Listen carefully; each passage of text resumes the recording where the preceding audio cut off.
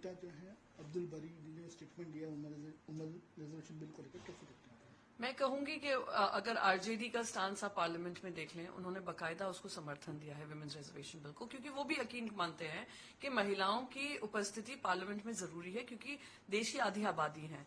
उन्हें एक रिक्वेस्ट की थी कि इसमें ओबीसी रिजर्वेशन का भी ध्यान देना चाहिए, और ये सिर्फ आरजेडी ने ही नहीं, बाकी काफी सारे दलों ने इस बात को रखा, कांग्रेस पार्टी ने भी इस बात को रखा।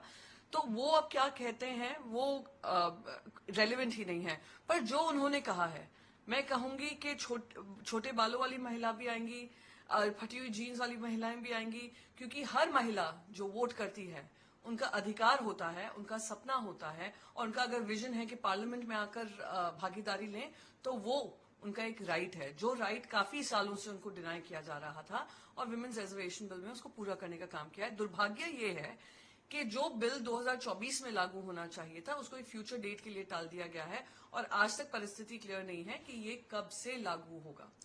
बीजेपी है अब बॉम्ब बुलेट में तब्दील हो गया।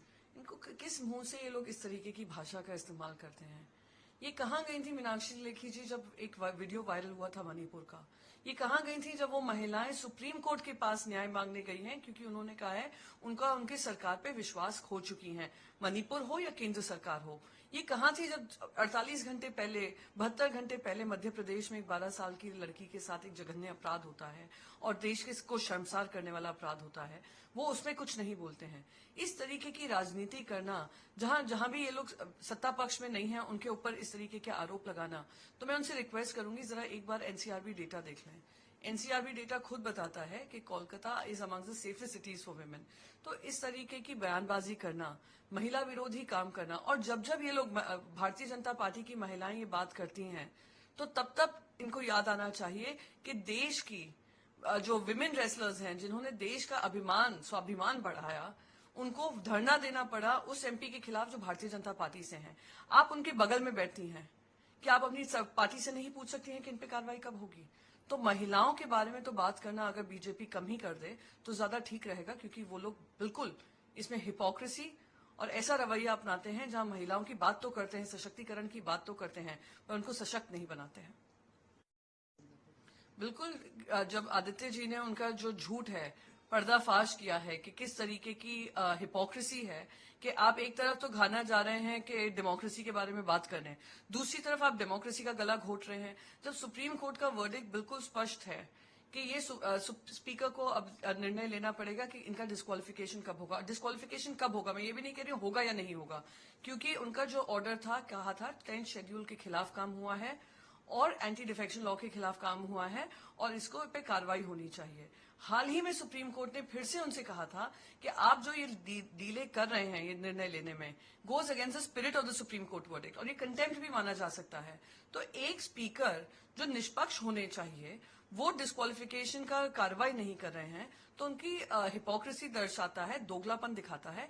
इसलिए जब आज आदित्य जी ने कल उनके बारे में ये ट्वीट किया था, उनको ये मजबूर होकर ये ट्रिप कैंसिल करनी पड़ी थी, क्योंकि कहीं ना कहीं इनके मन में भी ग्लानि महसूस हो रहा होगा कि जो संविधान के ऊपर शपथ ली है उसके खिलाफ काम कर रहे हैं। राहुल गांधी कह रहे हैं बीजेपी की जहां पर भी जाती है नफरत फैलाती है। बिल्कुल सही कह रहे हैं।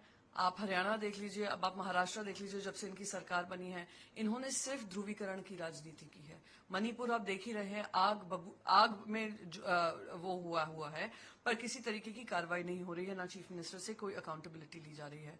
तो जिन लोगों ने ध्रुवीकरण पे अपनी राजनीति बनाई हो, जिन्होंने ध्रुवीकरण पे अपनी सत्ता बनाई हो, जिनको लगता है ध्रुवीकरण की ही वजह से ये लोग आगे बढ़ सकते हैं, वो आज पूरा देश भुगत रहा है। जो हेट क्राइम्स हम देखते हैं, आप रमेश बिडूरी जी को देख लीजिए, एक एमपी के बारे में उन्होंने कैसे कैसे शब्दों का इस्तेमाल किया, कोई कार्रवाई नहीं की गई, बल्कि उनको एक और जिम्मेदारी दे दी है।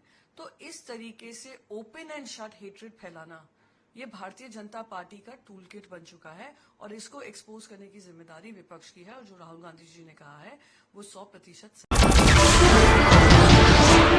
नमस्कार, मैं हूं मानक गुप्ता। अगर आपको हमारा ये वीडियो पसंद आया हो तो इसे लाइक और शेयर जरूर करें, और हां, हमें सब्सक्राइब और फॉलो करना ना भूलें, ताकि आप देश और दुनिया की कोई खबर मिस ना करें। तो जुड़े रहिए हमारे साथ और देखते रहिए न्यूज़ 24।